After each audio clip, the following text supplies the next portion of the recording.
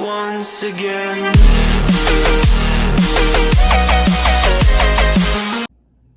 Fala rapaziada, mais um aulão com o tio Dani, tá? Aquele velho recado de sempre. Hoje a aula, o foco principal são as turmas do terceirão. Beleza, galera? Galera, aqui ó, vocês estão olhando aqui a imagem, então vocês já perceberam que está escrito civilizações pré-colombianas. Na realidade, o foco principal da nossa aula é analisar as características e aspectos da América Espanhola, isso é, do processo de colonização empreendido pelos espanhóis, principalmente a partir do século XVI, na América do Sul, na América Central e em parte da América do Norte. Só que o seguinte, antes de eu analisar, pessoal, antes de eu analisar o processo de colonização em si, tá?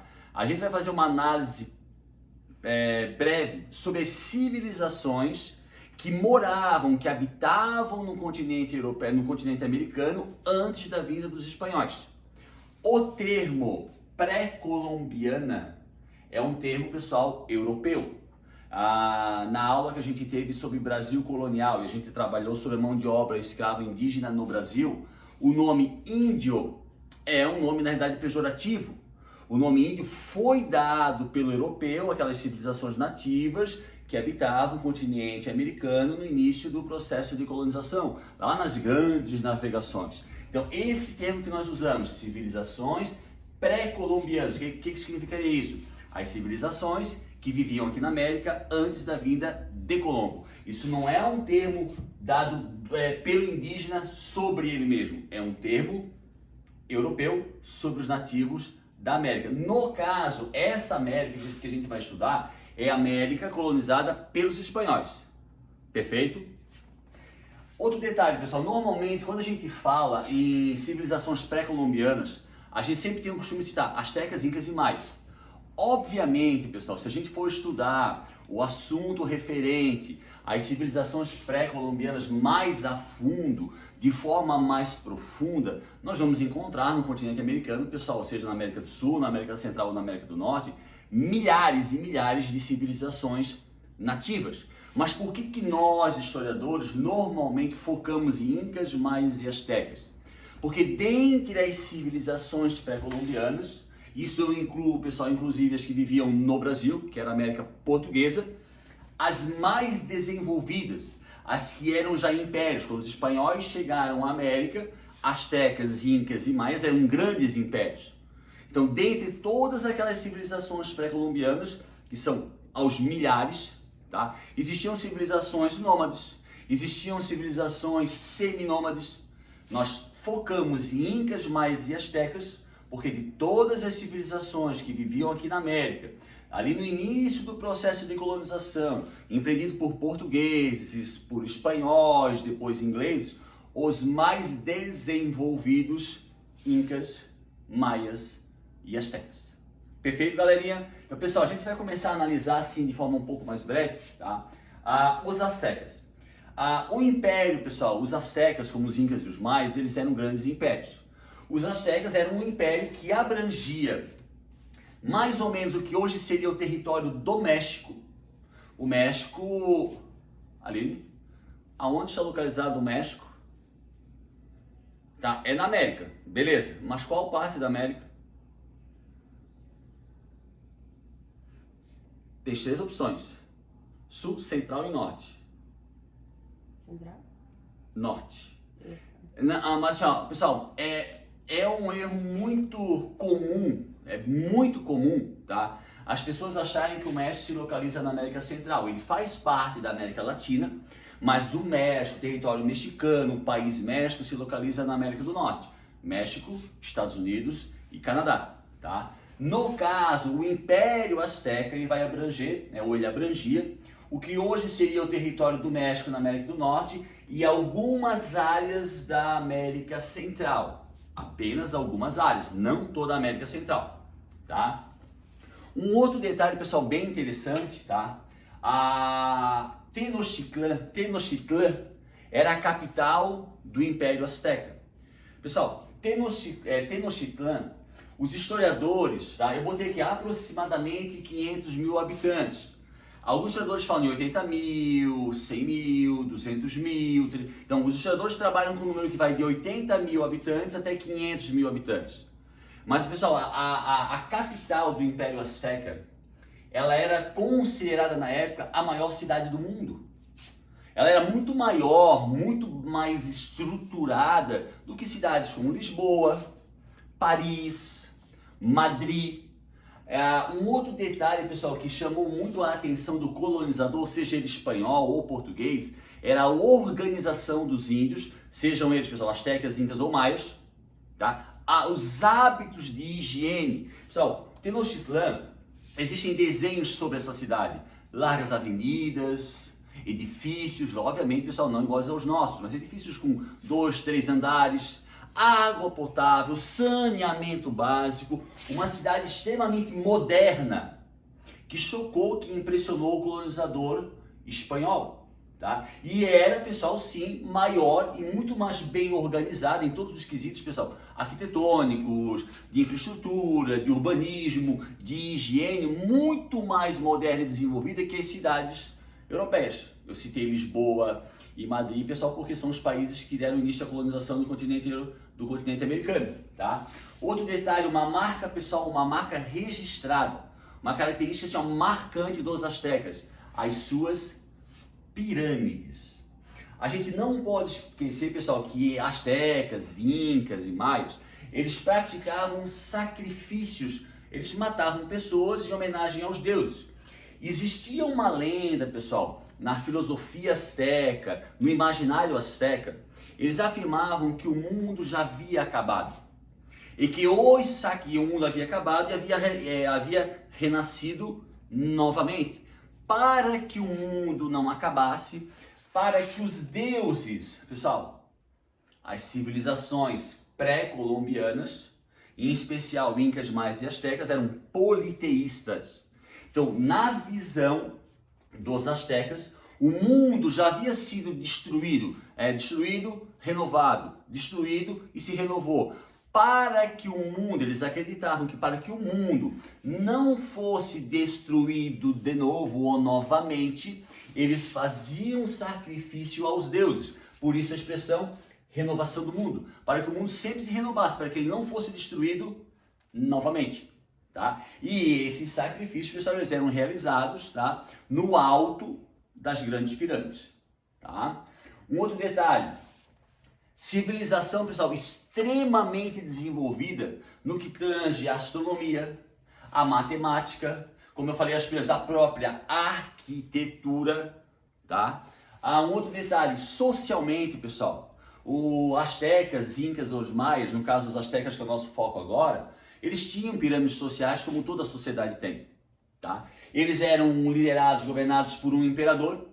O imperador sempre tinha essa relação muito próxima com a religião, muito próxima com os deuses, né? Com a crença nos deuses, tá? A sociedade asteca, o Império Azteca, tá? Ele era dividido em unidades sociais, chamada de calpuli. Esses calpulis que eram, vamos imaginar assim, pessoal, bairros ou municípios. Então, os calpuli eram unidades sociais, vamos imaginar vários municípios. Dentro desses municípios, dessas unidades sociais, havia um conselho, toda unidade social tinha um conselho. Esse conselho nomeava alguém para administrar essa unidade social e essa pessoa devia obediência ao imperador. Então, a que conclusão, pessoal, a gente pode chegar? Que os astecas eram uma sociedade extrema, politicamente, religiosamente, economicamente, era uma civilização extremamente organizada. Havia o imperador, havia uma nobreza, haviam os camponeses, haviam os guerreiros, haviam os comerciantes, existia uma pirâmide social. E a existência dos calpuli, ou unidades sociais, e dos conselhos, é uma prova da organização dessa civilização. Então, um outro detalhe, tá? Como os astecas e os incas e os maias não vão ser diferentes, como eles eram impérios, eles subjugavam outras populações pré-colombianas, tá? A estimativa, pessoal, não dá para a gente ter o número certo, porque obviamente na época, século XV, XVI, não se fazia censo. E muito menos os espanhóis não faziam um censo dos índios, um censo, uma contagem da população. Mas a gente trabalha, pessoal, o Império Azteca com uma população aproximada. Aí, pessoal, quando a gente fala Império Azteca, são os próprios astecas e as civilizações subjugadas pelos astecas. A gente trabalha com uma população aproximada de 6 milhões de pessoas que habitavam, que moravam ou que eram dominados pelos astecas. E como um império, ele não é diferente de nenhum outro império, eles subjugavam, eles escravizavam outras populações nativas, tá? Aline, por gentileza. Aqui, pessoal, é um exemplo do que a gente está falando aqui, né? De uma pirâmide asteca. Então, pessoal, só olhar, eu não preciso ter curso de engenharia, eu não preciso ser um arquiteto, né? Para saber que isso aqui, que uma civilização que constrói, que produz esse tipo de edificação, tem uma arquitetura extremamente desenvolvida, não só a arquitetura, pessoal, mas a matemática. Aline? Aqui, pessoal, essa foto aqui, ó, se vocês aproximarem, tá? Vocês vão perceber que, ó, aqui existe uma escada, e vocês vão perceber que as pessoas, tem várias pessoas aqui, ó, elas estão subindo até o topo. Pessoal, pega o tamanho das pessoas e coloca e faz uma relação com o tamanho da pirâmide, com o tamanho da estrutura. As pirâmides astecas, pessoal, elas chegavam a ser maiores do que as pirâmides do Antigo Egito.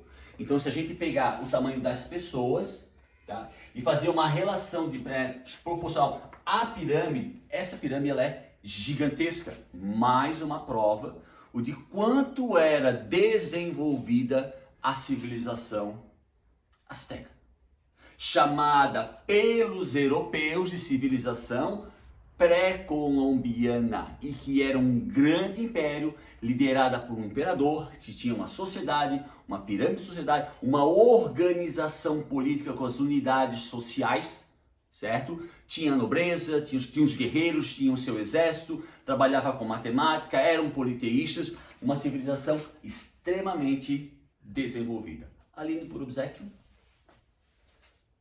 Pessoal, aqui assim, ó, na verdade essa foto eu devia ter colocado antes, tá? Mas aqui seria assim bem rapidinho, tá?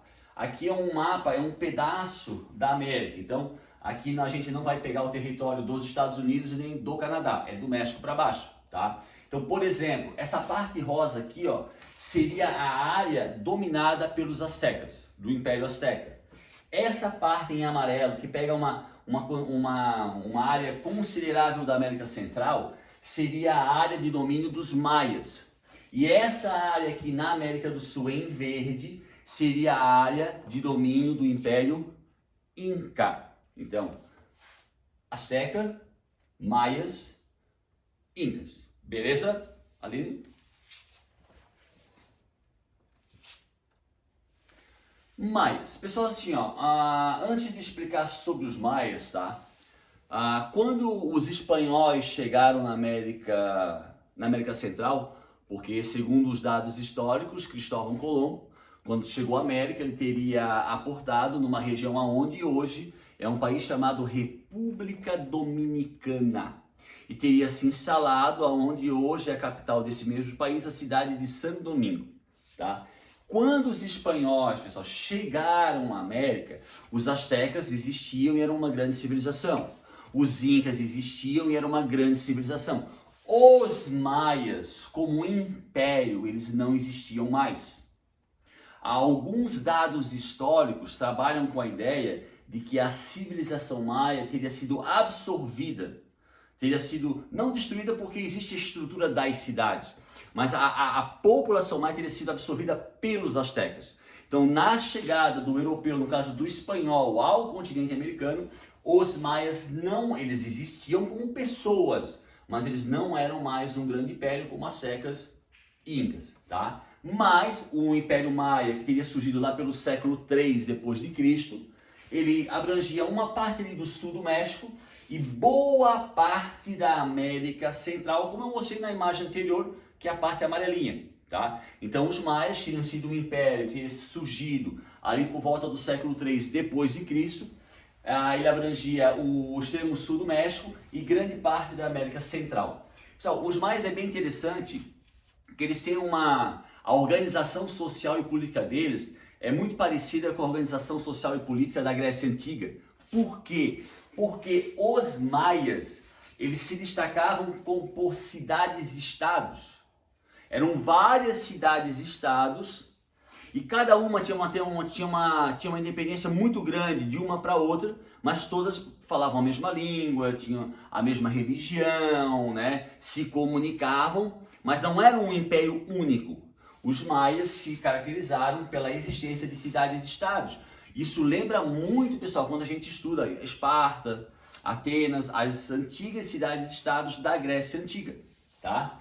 Agricultura, uma civilização, pessoal, que se destacava muito na agricultura, produzindo, por exemplo, milho, cacau. Cacau que vai ser usada pelos europeus para a produção de chocolate. Milho, cacau, mamão, algodão, tabaco, dentre outros produtos. Uma coisa bem interessante dos maias, pessoal, os sacerdotes maias, então os maias, pessoal, eles não são diferentes dos astecas.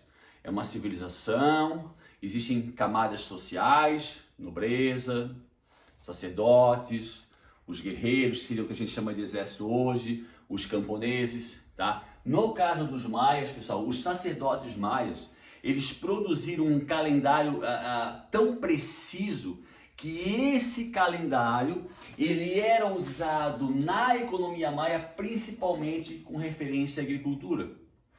Vou dar um exemplo. Que tempo é bom? Segundo o calendário maia, né? Maio e junho é propício para a plantação de algodão. Outubro se planta cacau. Então eles utilizavam esse calendário que era extremamente preciso, feito pelos sacerdotes maias, principalmente nas atividades relacionadas à agricultura, tá? Outro detalhe, pessoal, similar aos astecas, tá? Os maias também se destacavam pela construção de imensas pirâmides. Mais uma prova de quanto eles eram desenvolvidos na arquitetura e na matemática. Inclusive, meus queridos, eles utilizavam o número 0, tá? E como eu falei antes, pessoal, os maias, quando os europeus chegaram ao continente americano, eles provavelmente já tinham sido absorvidos pelos astecas e não eram mais um grande império. Perfeito? E ocupavam grande parte da América Central. Maravilha? Aline? Pessoal, aqui eu peguei assim, eu procurei não pegar de um edifício ou de uma pirâmide, tá? Aqui tem uma visão mais ou menos assim, abrangente de parte de uma cidade maia. Então, pessoal, aqui são ruínas, mas se a gente olhar pelas ruínas e imaginar realmente aquela cidade vivenciando, sem as árvores, uma população, a gente vai observar que os maias realmente deveriam ter sido uma grande e uma desenvolvida civilização. Perfeito? Aline, por obséquio. Aqui mais uma foto, pessoal, um pouco mais abrangente, mais do alto, tá? Aqui a floresta que tomou conta, mas aqui a gente está vendo, inclusive com uma pirâmide, restos da estrutura de uma área urbana dos maias. Então, mais uma vez, o que eu falei antes, olhando essas estruturas, tá? A gente leva à conclusão de que realmente os maias foram uma desenvolvida e uma grande civilização e um grande império, que teriam talvez sido absorvidos pelos astecas. Por gentileza, Aline. Incas. Pessoal, os incas, como aparece naquela imagem de antes que eu mostrei lá do rosa, do amarelo, eles vão ocupar regiões da América do Sul que hoje seriam Peru, Equador, Bolívia, uma parte do Chile, não o Chile em toda a sua abrangência, e uma parte da Colômbia. Na realidade, o Império Inca ele vai fazer fronteira com o Oceano Pacífico. A capital, pessoal, Cusco, ela é uma cidade, hoje ela existe ainda, tá? E ela é uma cidade do Peru. Então, se a gente perguntar, professor, mas aonde, em que região se originou, em que região surgiram os Incas? No Peru. Se a gente estudar, pessoal, um pouco mais a fundo os Incas, tá? A gente vai perceber que os Incas, antes de serem um império, eles eram várias civilizações que foram se unindo, formando o Império Inca, tá? Então, o Império Inca foi a junção de várias outras pequenas civilizações pré-colombianas que surgiram onde hoje seria o território do Peru. Depois o Império Inca vai ganhar uma abrangência tal que vai chegar a ocupar o que seria hoje o Equador, a Bolívia, parte do Chile e parte da Colômbia, com capital em Cusco. Lembrando, meus queridos, que a capital do Peru hoje é a cidade de Lima, cidade que fica de frente para o Oceano Pacífico, que foi uma cidade criada pelos espanhóis. A cidade hoje de Cusco, cidade peruana, na época era a capital do Império Inca. Politicamente falando, pessoal, a figura do imperador, que se chamava Inca, Inca é o nome do imperador, Inca. Pessoal, ele era considerado o filho do sol. Então, assim, ó, a visão que os Incas tinham do imperador é uma coisa muito parecida, muito semelhante à visão que os egípcios tinham do faraó. Lembra, galera? Os egípcios, lá do Antigo Egito, consideravam o faraó um deus vivo, não representante de Deus. Os Incas não é diferente. Eles consideravam, diziam que o imperador era o filho do sol, e eles consideravam o imperador um deus vivo. Bem parecido com o faraó. Politicamente falando, lembrando, pessoal, nós estamos falando de civilizações pré-colombianas extremamente organizadas. Na questão política, o Império Inca, ele era dividido em pequenas zonas, em áreas. Essas áreas, que a gente chama de aiulos ou aldeias, eram administradas por delegados regionais. Vou imaginar assim, pessoal, vamos fazer uma comparação hoje. Essas aldeias seriam cidades ou municípios, esses delegados seriam prefeitos, mais ou menos assim. Então, politicamente falando, o Império Inca era dividido em aldeias chamadas de aiulos, tá? Cada aldeia dessa era governada por um delegado regional. Pessoal, essas pessoas, esses delegados ou as pessoas que tinham poder dentro do Império Inca, elas tinham uma relação de parentesco muito próxima com o imperador. Então, toda aquela relação social, principalmente relativa aos poderes, quem vai ter poder, quem vai mandar, isso está muito relacionado ao parentesco ou à proximidade de sangue com o imperador. Então, quase sempre, esses delegados, chamados de curacas, eles eram parentes próximos ou distantes do imperador. E esses delegados administravam essas aldeias que deviam obediência máxima ao imperador. Mais um exemplo de uma organização como eram com os maias, como eram com os astecas. Agricultura, tá? Então, a agricultura, pessoal, era a atividade principal de todos os povos pré-colombianos. O que os incas vão trazer de diferente, pessoal, é o que a gente chama de agricultura em degraus. Vou mostrar uma imagenzinha. Aline, por favor. A próxima. Pessoal, aqui ó, é uma foto, tá? É uma foto de uma parte de uma cidade muito famosa inca chamada Machu Picchu, que se localiza no território do Peru, tá? Essa cidade inca, ela só foi descoberta, vamos dizer assim, pelo homem branco ou pelo europeu, ali por volta de 1929. Ninguém sabe como construíram, ninguém sabe o porquê construíram e ninguém sabe o porquê ela foi abandonada. Porque nessa cidade, pessoal, Machu Picchu, não existe nenhum vestígio de guerra, que tenha ocorrido uma grande guerra ou que tenha ocorrido uma grande doença. Então, até hoje é uma incógnita. Como construíram, por que construíram e principalmente, por que as pessoas abandonaram a cidade de Machu Picchu. Mas o que eu quero focar agora, pessoal, é a agricultura em degrau. Se vocês observarem aqui, ó, são vários degraus. O que eles faziam? Vou dar um exemplo. Aqui em cima eles cultivavam algodão. Aqui embaixo eles cultivavam morango. Aqui embaixo, melancia. Aqui embaixo, chuchu. Pessoal, quando eles irrigavam, lembrando, pessoal, se vocês estudarem a estrutura dessa cidade de Machu Picchu, até hoje eles traziam água Uma coisa muito parecida com o que os romanos faziam, que eram tais de aquedutos. Eles traziam água de outras montanhas para essa cidade. Essa fonte de água, essa água continua a chegar a Machu Picchu.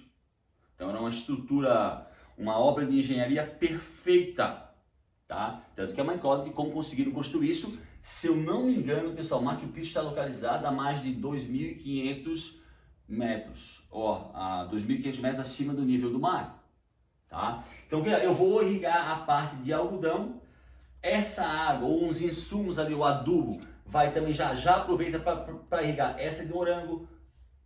Esse é a agricultura, pessoal, em degraus, utilizadas pelos incas, porque os incas viviam em regiões que se caracterizavam pela existência de grandes montanhas, então não era uma região plana. Então, para que eles tivessem uma grande produção, uma agricultura desenvolvida, eles utilizaram um sistema de agricultura em degraus, que é o que aparece aqui na cidade de Machu Picchu, tá? Aline, só sobe uma imagem ali, por favor. Aqui, pessoal, é uma visão um pouco mais ampla, tá? Então aqui, ó, a cidade de Machu Picchu, tá? Então se a gente perceber, pessoal, tá? Não existe mais os telhados, provavelmente os telhados deveriam ser de palha, tá? Mas a estrutura das casas, ela é perfeita. Como eu falei anteriormente, não existem vestígios de guerra, não existem vestígios de que teve uma pandemia, uma epidemia. É uma incógnita o porquê que as pessoas construíram, que não deve ter sido fácil, e o porquê abandonaram. Então, se forem, pessoal, se viajarem para o Peru, não se esqueçam de dar uma voltinha em Machu Picchu, tá? Outra imagem ali, mas voltar. Então, pessoal, América do Sul, tá? Capital Cusco, o imperador considerado um deus vivo. Politicamente, as estruturas são divididas em aldeias aiulos, governadas por delegados regionais chamados de curacas, mas que devem obediência ao imperador. A agricultura em degraus é uma marca registrada dos incas, tá? Um outro detalhe, eles usavam um sistema de trabalho, pessoal, com os próprios incas, de mita, onde as pessoas sairiam dos seus afazeres para fazer algum serviço, alguma construção de casa, algum serviço para o imperador em troca de uma remuneração por um tempo determinado. Esse sistema de trabalho, pessoal, utilizado pelos incas, chamado de mita, onde as pessoas saem dos seus afazeres normais, tá? E vão fazer alguma obra para o Estado, uma pirâmide ou uma casa, vão receber uma remuneração por isso. Isso vai durar por um prazo determinado. Esse sistema que os incas utilizavam, que chamava de mita, vai ser reutilizado pelos espanhóis durante o processo de colonização. Eles vão chamar de mita ou repartimento, que é o que a gente vai ver um pouquinho mais para frente, tá? Um outro detalhe, pessoal, não diferente de astecas e de maias, os incas também, apesar de não terem escrita, tá? Os incas não tinham escrita, tá, pessoal? Eles eram extremamente desenvolvidos na astronomia, na medicina, tá? E na arquitetura. Mas os incas, pessoal, eles não, apesar de ser um grande império, de um império desenvolvido, eles não utilizavam a escrita. Beleza? Então, pessoal, aqui, ó, a gente deu uma analisada bem rápida sobre as três principais civilizações pré-colombianas, incas, maias e astecas, mas frisando que eles não eram uns, existiam outras milhares de civilizações, mas nós citamos essas três por serem as mais desenvolvidas, por serem impérios. Isso tudo antes, pessoal, tudo antes da chegada do europeu, tudo antes da chegada do espanhol. Agora a gente vai falar sobre o processo de colonização empreendido pelos espanhóis. A América, pessoal, teria sido descoberta, segundo os dados históricos, no dia 12 de outubro de 1492, quando o genovês, por ter nascido em Gênova, Cristóvão Colombo, trabalhando para o governo espanhol, para tentar descobrir uma rota alternativa até as Índias, teria chegado a uma terra que ele achou que fosse as Índias, mas que hoje se chama continente americano. Então, os espanhóis chegaram em 1492, mas o processo de colonização, ele realmente vai começar, vai se fortalecer nos primeiros anos do século XV. Então, descobrimento da América, final do século XV, processo de colonização, início do século XVI, me perdoe, início do século XVI, processo de colonização, descobrimento final do século XV. Beleza, rapaziada? Aline, por gentileza, a próxima imagem. A próxima. Mais umas 3. Aí. Espanhóis, então, tá? Pessoal, o processo de colonização espanhol, eu até coloquei aqui, ó. Processo de colonização igual a conquista, igual a genocídio. Genocídio, pessoal, é uma prática. O que significa genocídio? Quando uma civilização ou extermina uma outra civilização ou extermina parcialmente uma outra civilização. O processo de colonização praticado pelos espanhóis, não só os espanhóis, mas o nosso foco principal é a Espanha. Praticado pelos espanhóis na América, ele foi um genocídio. Porque uma parte significativa, pessoal, em torno de 90% das civilizações pré-colombianas ou dos povos nativos da América foram exterminados. Então a gente sempre que fala, pessoal, Portugal não vai ser diferente, o processo de colonização realizado pelos ingleses nos Estados Unidos também não vai ser diferente, mas o nosso foco principal agora são os espanhóis. Então esse processo de colonização, essa conquista, que vai se iniciar no iniciozinho ali do século XVI, 1502, 1503, ele vai ser marcado pelo genocídio ou pelo assassinato de aproximadamente 90% dos povos pré-colombianos. Um outro detalhe. Ah, professor, por que os espanhóis iniciaram o processo de colonização ali em 1502? Pessoal, no início do século XVI, tá? Os espanhóis, eles conseguiram ter a percepção, eles perceberam que essa terra onde Colombo havia chegado não era uma ilha, era um continente, era tipo uma terra de dimensões continentais. E aí no início do século XVI, quando eles percebem o tamanho real daquela terra que a gente vai chamar de América, eles passam a explorar essa terra atrás de metais e pedras preciosas. Galerinha, a gente não pode esquecer aquela nossa videoaula que a gente fala sobre mercantilismo. Na época, pessoal, das grandes navegações ou do processo de colonização de Portugal e Espanha na América, existia uma característica do sistema econômico chamado de mercantilismo, metalismo. O que é isso? Lá no século XV, lá no século XVI, no século XVIII, para um país, para uma nação ser considerada uma potência, era necessário que ela tivesse uma grande quantidade de metais e pedras preciosas. Quando os espanhóis, no início do século XVI, percebem que aquela terra descoberta por Colombo tinha uma abrangência de dimensões continentais, eles dão início a esse processo de colonização com o objetivo principal de encontrar metais e pedras preciosas. Aqui embaixo, pessoal, eu coloquei o nome de Hernán Cortés e Francisco Pizarro, tá? Dentre os vários espanhóis, ou dentre os vários conquistadores, a palavra conquistador aqui, ó, a gente não pode levar de uma forma assim, conquistador de uma forma positiva, tá? Essa conquista espanhola, ela foi feita em cima ou através do assassinato de milhões e de milhões e de milhões de índios, tá? Então, dentre os vários conquistadores espanhóis que vieram colonizar, que vieram buscar metais e pedras preciosas, ali no século XVI, tem dois nomes que aparecem com muita frequência, porque foram homens responsáveis, por exemplo, pela destruição de impérios como o Império Azteca e o Império Inca. Hernán Cortés e Francisco Pizarro. Professor, eles mataram? Sim, mataram. Foram responsáveis pela morte de milhões de índios. Mas por que o nome dos dois aparece? Existiram outros mais. Porque Hernán Cortés, pessoal, e Francisco Pizarro, eles foram responsáveis pela destruição do Império Azteca e do Império Inca. Tá? Pessoal, como que os espanhóis conseguiram derrotar impérios? O senhor falou que o Império Azteca tinha 6 milhões de pessoas? Sim. Pessoal, lembra que eu falei que os aztecas e os incas, porque os maias não existiam mais como um império, tá?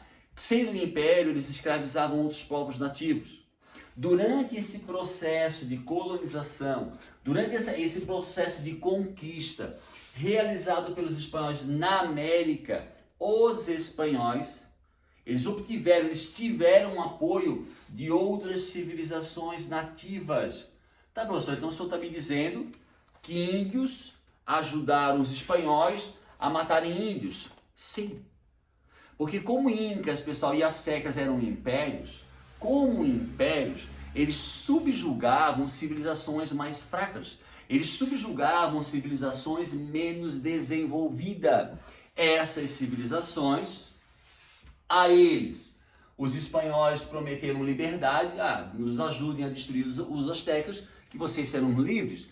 Nos ajudem a destruir os incas, que vocês serão livres. Essas civilizações, dominadas por incas e astecas, tendo a promessa de liberdade, apoiaram os espanhóis no processo de destruição e de conquista dos grandes impérios pré-colombianos. Outro detalhe, propagação de doenças. Pessoal, uma das coisas, como eu falei lá no início da aula, que chamou a atenção dos espanhóis, por exemplo, quando eles foram para a cidade de Tenochtitlán, que era a capital do Império Azteca, foi a limpeza. Pessoal, os índios, a gente sempre diz assim, nós brasileiros, tá? Independente do estado ou da região, nós temos um hábito de tomar banho. Um banho por dia, 2, 3, 4 banhos por dia. Isso não é comum, por exemplo, em regiões da Europa. Mas por que se nós fomos colonizados por europeus, ou portugueses, ou espanhóis, ou alemães, por que nós tomamos banho se os europeus não têm esse hábito frequente? O nosso hábito, pessoal, de tomar banho, de se lavar com frequência, é um hábito que nós adquirimos dos índios ou das populações nativas, erroneamente chamadas pelo europeu de índios. Os hábitos de higiene dos índios, as cidades limpas, água potável, isso chamou a atenção dos espanhóis. Isso chamou a atenção do colonizador europeu. Só que lá na Europa, século XV, lembra, pessoal? Século XIV, a Europa passou por uma epidemia de peste bubônica, ou a tal de peste negra. Os hábitos de higiene na Europa eram horríveis, saneamento básico não existia. A proliferação de doenças no continente europeu do século XV, XVI, XVII era algo absurdo. Quando esse europeu, no caso aqui o espanhol, ele chega ao continente americano, e ele tem contato com essa população nativa, com essa população pré-colombiana, ele vai trazer com eles, pessoal, vírus e bactérias.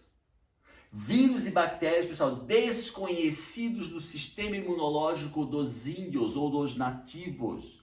Por exemplo, milhões, eu não estou falando de milhares, milhões de índios vão morrer de gripe. Milhões de índios vão morrer de sarampo.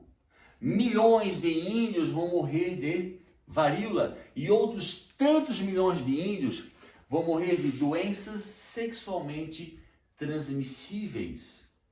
Então, eu sempre friso o seguinte, seja o português, seja o espanhol do século XV e XVI, Portugal e Espanha eram sociedades extremamente influenciadas pela Igreja Católica. Por exemplo, o sexo nessas sociedades era um tabu. Falar de sexo, tabu. As civilizações pré-colombianas, independente de qual seja, eles não têm, pessoal, esse mesmo tabu com relação ao sexo. Sexo para eles não era um tabu, era algo normal. Então, uma coisa que acontece com muita frequência durante o processo de colonização, com que os espanhóis, de forma forçada ou não, forçado no caso do estupro, ou não, vão ter relações com as índias e vão propagar nessas índias as doenças sexualmente transmissíveis que vão ser levadas aos índios homens. Então, pessoal, a quantidade de índio que vai morrer devido às mais variadas doenças é na casa dos milhões. Em alguns momentos, pessoal, quando os espanhóis percebem isso, tá? Eles, por exemplo, eles fazem assim, vamos mandar um soldado com gripe, a gente vai mandar tal aldeia, ele vai levar um monte de presente, os índios vão ficar felizes, mas qual é a intenção dele? É o que a gente chamou de guerra biológica. Os espanhóis, quando eles percebem que o índio ele morre facilmente de uma gripe, eles vão propagar essas doenças de forma proposital, o que hoje nós chamamos de guerra biológica. Eu vou fazer uma doença, vou botar dentro de uma bomba e vou jogar, ou vou produzir uma doença e jogo na sociedade. Eles fizeram isso com os nativos. Outro detalhe, os espanhóis, pessoal, eles tinham armas de fogo. Os espanhóis tinham armas de fogo, canhão, algo que a gente chama da garrucha, é aquele fuzil que tem uma boca grandona, que ele saía, ele expele várias baguinhas de chumbo. Os índios não tinham arma de fogo. Então, junto com as doenças, junto com o auxílio de outras civilizações nativas, o que vai provocar, pessoal, não só a grande mortandade de índios, mas a destruição dos grandes impérios, era o fato dos espanhóis terem acesso às armas de fogo. Então, armas de fogo, doenças, auxílios de outras populações e, obviamente, pessoal, o próprio trabalho escravo serão 4 fatores principais que ali durante o processo de colonização, especialmente no século XVI, vão causar a morte de milhões, em torno de 40 a 50 milhões de índios, ou milhões de pré-colombianos, ou milhões de nativos. Eu botei bem no finalzinho aqui, pessoal, tá? Os espanhóis, nesse processo de colonização, eles vão descobrir na região de Potosí, que se localiza até hoje, pessoal, num país chamado Bolívia, eles vão descobrir uma montanha de prata. Pessoal, isso não é uma força de expressão. Realmente, a montanha ela era forrada, a montanha ela era feita de prata. Então, dentro desse processo de colonização, em busca de metais e pedras preciosas, os espanhóis descobrem aonde hoje seria a Bolívia, na região de Potosí, uma montanha de prata. Só fazendo, pessoal, uma relação com o nosso vídeo de Brasil Colônia, tá? Lembra que os espanhóis, eles descobrem metais e pedras preciosas antes dos portugueses, ali já no início do século XVI. E quando essa notícia da descoberta dos espanhóis, ali no início do século XVI, de metais e pedras preciosas, chega até a Europa, isso vai fazer com que os portugueses, a partir de 1530, Dom João III, desse início ao processo de colonização do Brasil, capitanias hereditárias, Martim Afonso de Souza, mas tudo só aconteceu por quê? Porque chegou à Europa a notícia que os espanhóis haviam descoberto ali no início do século XVI, metais e pedras preciosas, e eu vou ter que ser obrigado a caracterizar a região de Potosí, porque eles descobriram uma montanha feita de prata. E ali em Potosí, pessoal, ali vai ser usado em larga escala a mão de obra escrava do índio. Uma coisa que eu quero frisar aqui é o seguinte: quando a gente fala em Brasil colonial, pessoal, no Brasil se usou a mão de obra escrava indígena? Sim, se usou. Mas de forma majoritária, no Brasil colônia, nós utilizamos principalmente a mão de obra do escravo africano. Na América Espanhola, pessoal, é o contrário. Em algumas regiões ali da América Central, América do Sul, se usou a mão de obra escrava negra. Mas na América Espanhola, de forma majoritária, foi usada a mão de obra do índio. No Brasil, de forma majoritária, a mão de obra do negro africano. Na América Espanhola, foi usada em larga escala a mão de obra do índio, do nativo. Principalmente em regiões como Potosí, que hoje se localiza num país chamado Bolívia, capital La Paz ou Sucre. São 2 capitais. Aline, por favor, a próxima imagem. Pessoal, essa foto, eu estava procurando no Google as fotos para colocar na nossa aula, e eu achei uma foto bem emblemática. Claro, pessoal, que isso aqui é uma foto estilizada, né, da colonização, da chegada do europeu, aqui do espanhol, aí sendo recepcionado pelo índio. Mas o que marca, pessoal, o que interessou nessa imagem para mim é o seguinte: aqui é o conquistador espanhol, aqui é o nativo, é o índio, é o pré-colombiano. Foi a figura da cruz. A gente não pode esquecer, pessoal, quando a gente aprendeu lá sobre Contra-Reforma, tá? Que a Contra-Reforma, lá do século XVI, foi um movimento da Igreja Católica contra a expansão e fortalecimento da reforma do Martinho Lutero. E ali no século XVI, enquanto acontecia a reforma e a Contra-Reforma, é o período das grandes navegações. Então, quando portugueses e espanhóis vieram para a América, a Igreja sempre estava presente, no caso a Igreja Católica. Então, se a gente for analisar, pessoal, vou buscar no Google imagens da colonização espanhola na América, imagens da colonização portuguesa na América, pessoal, 90% das vezes essas imagens vão estar presentes nessas imagens a cruz ou algum símbolo relacionado à Igreja Católica. Então a gente já pode entender agora. Vai ser um processo de colonização, Essas populações serão dominadas e quase exterminadas. Dentro da América, no caso dos espanhóis, eles vão instalar uma sociedade aos moldes da sociedade espanhola, e essa sociedade na América, como lá na Espanha, ela vai ser fortemente influenciada pela Igreja Católica Apostólica Romana. Tá? Então o que mais me chamou a atenção nessa imagem, que eu quero chamar a atenção de vocês, é a presença do índio, é a presença do colonizador, mas principalmente da cruz, que representa, no caso aqui, né, a Igreja Católica. Beleza, rapaziada? Aline, próxima imagem. A América Espanhola. Então, pessoal, início do século XVI, quando o espanhol percebe que aquela área, que a América era uma área de dimensões continentais, vai atrás de metais e pedras preciosas, entra em confronto com civilizações como Incas e Aztecas, com a ajuda de índios, armas de fogo e as doenças. Pessoal, pode parecer brincadeira, mas o Império Azteca, ele foi subjugado pelos espanhóis em um pouco mais de um ano. Os incas não foram, o domínio, a destruição, a decadência de impérios como incas e astecas, pessoal, levou no máximo um ano e um pouquinho. Tá? Quando os espanhóis dominaram as populações pré-colombianas, o que os espanhóis fizeram? Eles vão dar início na América Espanhola ao processo agora de colonização e vão criar uma administração. Por quê? Dominamos os povos, agora vamos dominar a terra, vamos explorar a terra. Nós estamos falando aqui, pessoal, de um período mercantilista, de um período de grande competição entre principalmente Portugal e Espanha, e da necessidade de metais e pedras preciosas.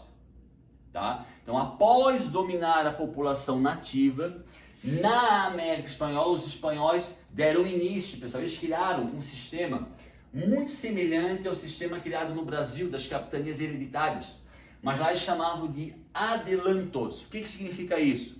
O governo espanhol, ele entregou determinadas áreas da América Espanhola a nobres espanhóis para explorar. Um sistema muito parecido com o sistema aqui no Brasil implementado pelos portugueses a partir de 1530, chamado de capitanias hereditárias. Esse sistema inicial, pessoal, dos adelantos, ele fracassou.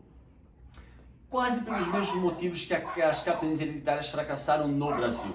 Primeiro, uma distância muito grande entre a região da América e a própria Espanha, tá? Esses nobres que receberam a incumbência de administrar, de explorar essas terras, eles passaram a ter muita autonomia. Isso não era legal, pessoal, para a Espanha, que era uma monarquia absolutista. Então, muitos nobres que receberam essas regiões, esses adelantos, passaram a não mais obedecer à Espanha, passaram a viver de forma muito autônoma, tipo um feudo, um senhor feudal. Isso não agradou à Espanha, porque a Espanha era uma monarquia absolutista, que a monarquia é absolutista. O Estado, representado pelo rei, ele controla tudo. Então, o início do processo ele foi marcado pela instalação dos adelantos, iguais às capitanias hereditárias, mas que fracassou. Tá? Para, pessoal, fortalecer e desenvolver esse processo de exploração e colonização, os espanhóis criaram lá na Espanha, né, o Conselho das Índias. Pessoal, o Conselho das Índias, que é um órgão do governo espanhol que tem sede lá na Espanha, ele ficava responsável em tudo que era relativo à política e administração na América. Pessoal, Conselho da Índia não é um órgão do governo para governar a Espanha, é um órgão do governo criado lá na Espanha, mas que tem como objetivo gerenciar tudo que é relacionado à política e à administração aqui na América.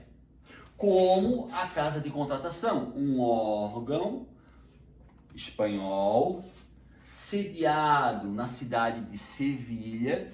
A Casa de Contratação, pessoal, com relação à América Espanhola, ela cuidava, ela gerenciava tudo que tinha relação com o comércio. Conselho das Índias gerenciava e cuidava tudo relativo à política e administração. Casa de Contratação em Sevilha lidava com tudo que era relacionado ao comércio dentro da América Espanhola.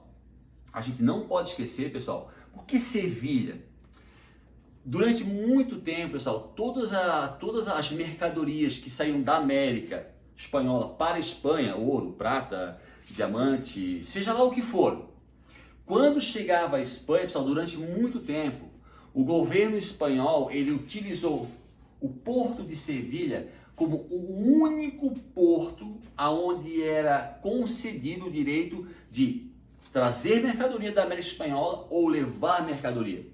Então, o único porto que era utilizado para trazer as mercadorias da América ou levar a mercadoria para a América era o porto de Sevilha. Por isso que a Casa de Contratação, que é um órgão governamental que lida com o comércio da colônia, se localizava na cidade de Sevilha, porque era o único porto que poderia receber ou mandar mercadorias provenientes da América Espanhola. Tá? Governadores, pessoal. Como os adelantos não deram certo, tá? Várias regiões da América Espanhola foram divididas, vamos chamar de estados, e foram entregues na mão de nobres, que são os governadores. Tá? Só que, com o passar do tempo, tá? O governo espanhol ele não vai, pessoal, extinguir a função do governador. Os governadores continuam a existir. Mas aí o governo espanhol vai criar uma administração um pouco mais desenvolvida, baseada na existência dos vice-reinos e das capitanias gerais. Vou dar um exemplo. Aline?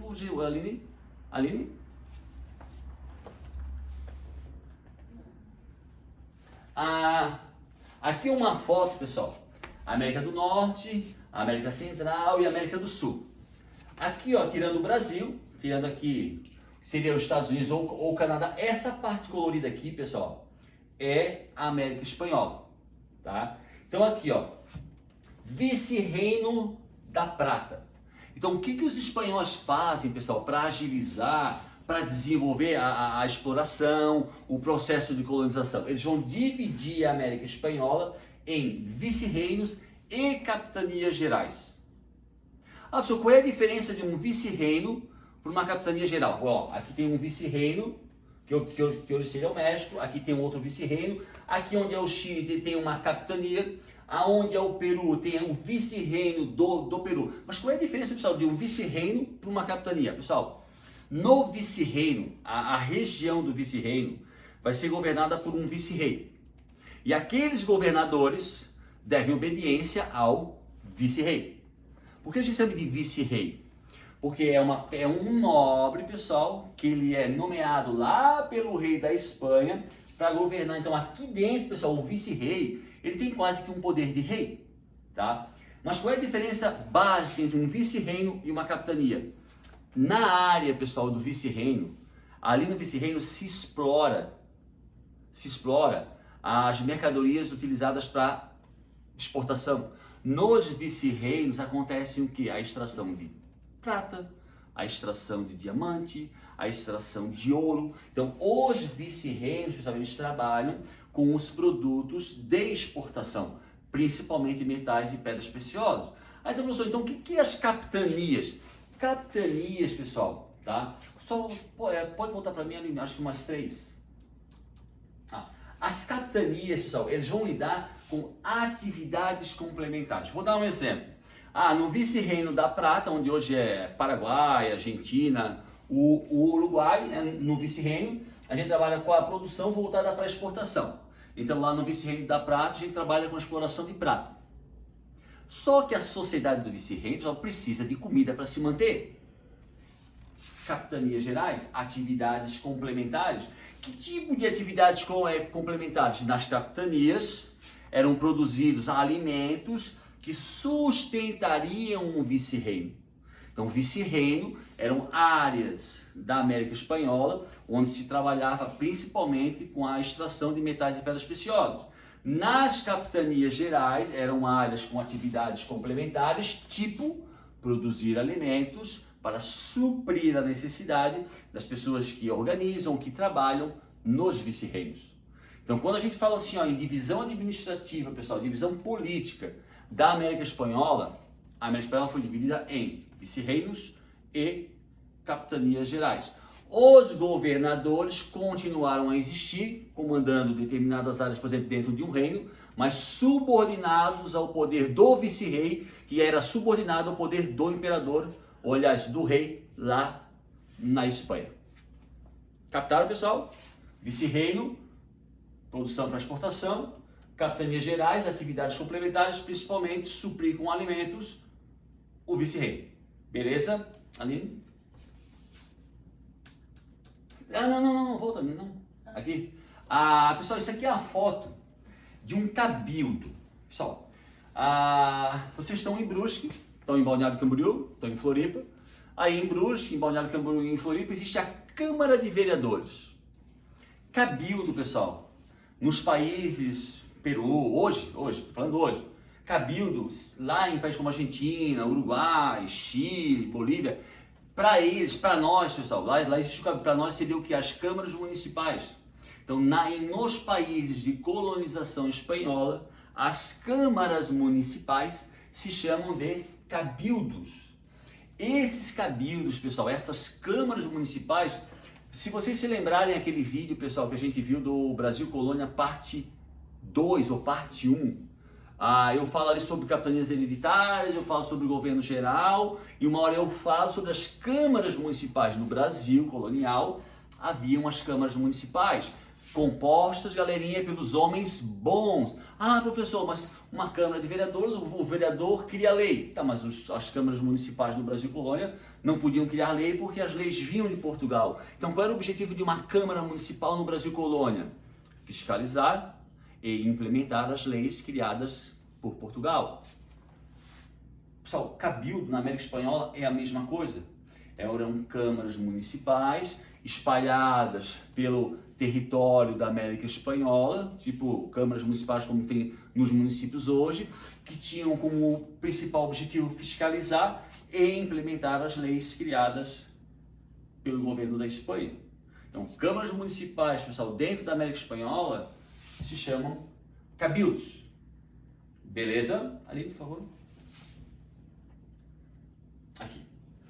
Pessoal, essa aqui é uma imagem muito importante, tá? Então, a gente voltando um pouco mais, no início do século XVI, o espanhol descobre que o continente americano tem dimensões continentais, baseado no mentalismo, eles vão dar início a um processo de colonização, principalmente com o objetivo de pegar metais e pedras preciosas. Durante esse processo, eles vão matar, vão destruir impérios como Incas e Maias com a ajuda de arma de fogo, doenças ou ajuda de outras civilizações nativas. Depois de dominar as civilizações nativas, dentro da América Espanhola, os espanhóis implementam uma sociedade aos moldes da Espanha, e a gente falou, casa de contratação, Conselho das Índias, vice-reinos, capitanias gerais, os governadores, as câmaras municipais. Só que dentro dessa sociedade da América Espanhola, pessoal, vai surgir uma pirâmide social, como existe em toda a sociedade. A sociedade azteca tinha uma pirâmide social? Tinha. A sociedade inca tinha uma pirâmide social? Tinha. Toda a sociedade tem. No caso da América Espanhola, como é que se caracterizava a pirâmide social? No topo, ficavam o que nós chamamos de chapetones. Então, chapetones é o espanhol puro. O que é o espanhol puro? A pessoa nascida na Espanha, provavelmente filho de pai e mãe espanhol. Chapetão é o espanhol puro.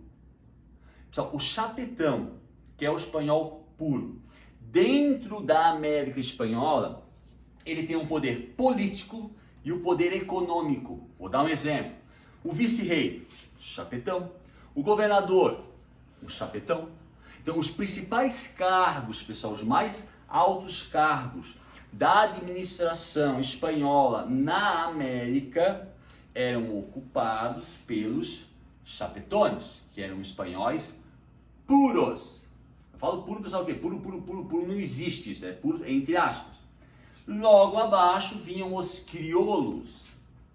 Eu vou dar um exemplo para vocês, pessoal. Eu, por exemplo, sou um espanhol puro.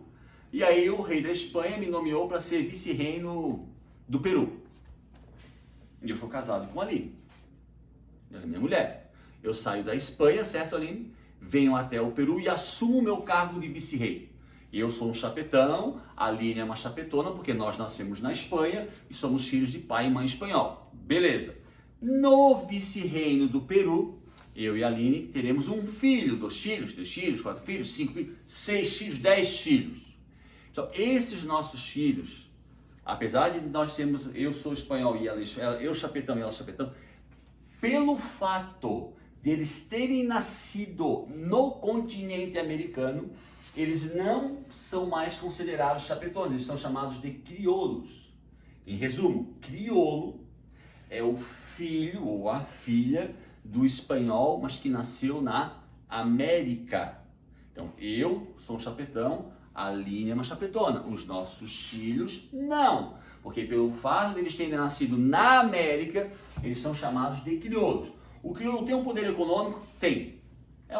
Pode ser um latifundiário, pode ser um grande comerciante, um general de exército, mas, diferente do chapetão, pessoal, o crioulo, com relação ao poder político, se comparado ao chapetão, ele tem um poder político menor. Aonde que normalmente esse crioulo, esse filho de espanhol nascido na América, aonde que ele exercia esse poder político? Dentro dos cabildos. Então a maioria, pessoal, das pessoas, dos homens, nós estamos falando de uma sociedade patriarcal, dos homens que ocupavam cargos dentro dos cabildos, mesma coisa que os municipais, eram os crioulos. Os cargos mais altos da sociedade, governador, eram os chapetones. Esse poder político, que ele é mais reduzido do crioulo, ele exerce dentro das câmaras municipais na América Espanhola, chamada de cabildo. Mas, pessoal, por eles serem filhos de chapetones, os crioulos têm um poder econômico gigantesco. Perfeito? Abaixo vem os mestiços. Mestiços, pessoal, seria de repente alguém que nasceu de um casal, um chapetão teve um filho com um índio, mestiço. Ou um crioulo teve um filho de repente com uma escrava negra, mestiço. O mestiço, pessoal, a única vantagem que ele poderia levar é de não ser escravizado, porque por ser mestiço, ele tem sangue espanhol. Eu não vou negar, pessoal, que em alguns casos, de repente, os mestiços não tenham ocupado algum cargo de importância dentro da administração colonial, porque pode ser que alguns pais, crioulos ou chapetones, terem reconhecido esse filho mestiço. Mas normalmente o mestiço, né, ele não participava do mesmo meio dos chapetones e dos crioulos, mas por ser mestiço e ter o sangue espanhol, ele não poderia ser escravizado. Logo depois vem os índios, pessoal, a população é nativa, tá? E mais abaixo, pessoal, vem o escravo negro. Ah, professor, por que o índio está acima do escravo negro?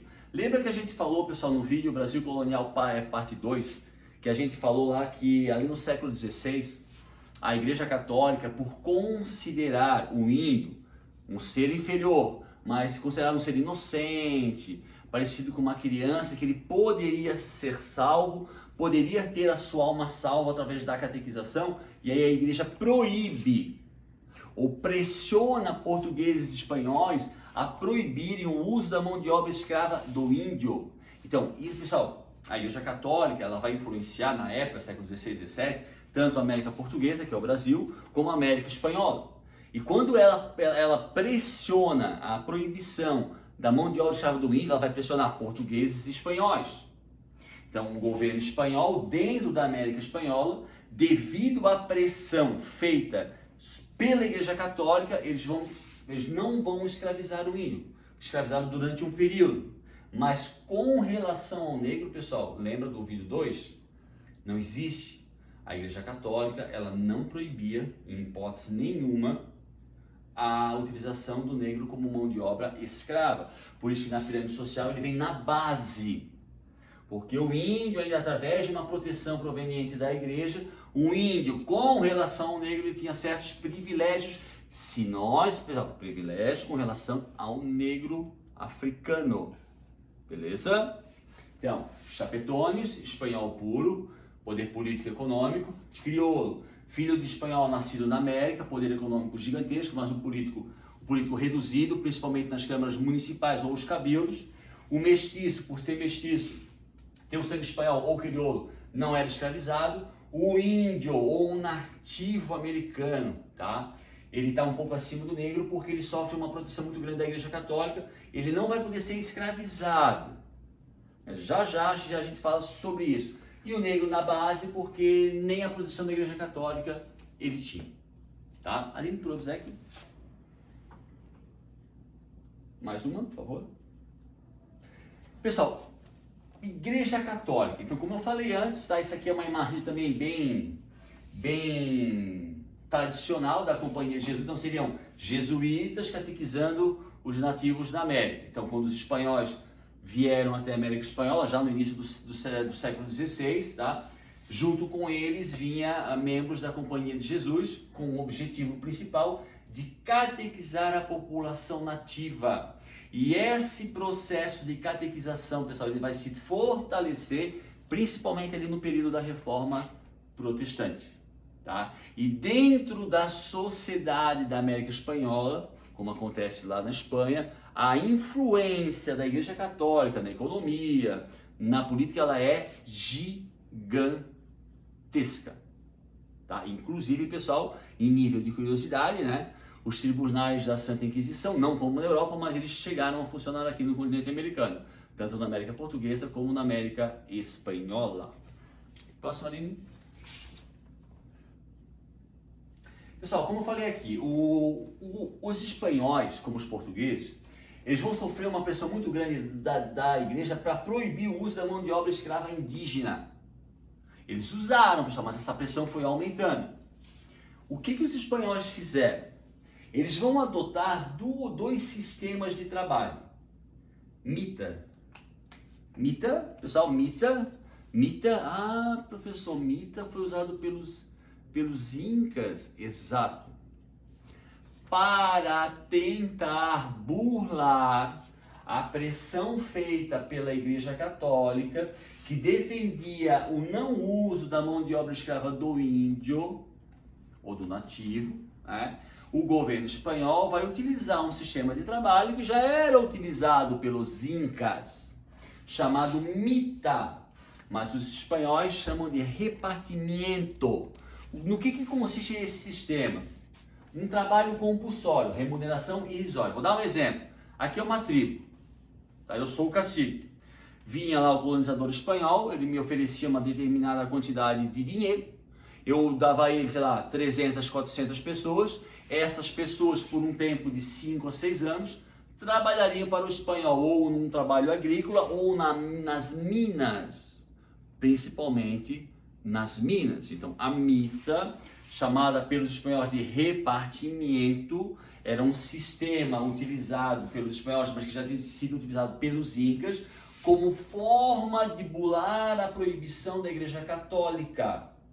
Então, a mita ou repartimento, teoricamente, ela não é um trabalho escravo porque há um pagamento. Por que eu botei a expressão irrisório?